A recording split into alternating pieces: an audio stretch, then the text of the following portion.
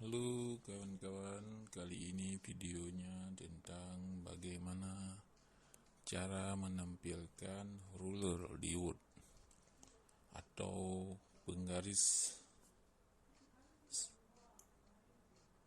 Contohnya ini adalah penggaris yang di atas ini yang bisa kita geser-geser ya.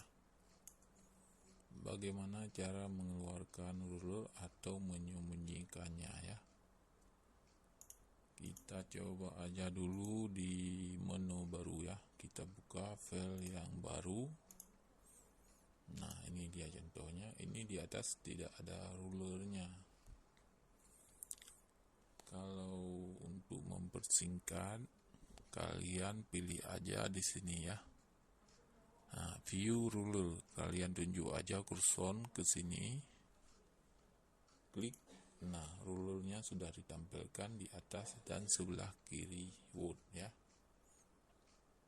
Sebelah kiri kita. Ya. Bagaimana untuk menghilangkannya? Kita klik sekali lagi.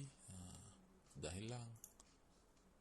Dan kalau di menunya kalian bisa di home, insert, cari aja di menu review dan view.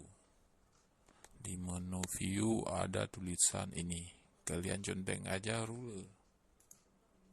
Nah, otomatis ruler di atas di Word-nya sudah tampil, dan di kiri kita sudah tampil, kanan Word ya.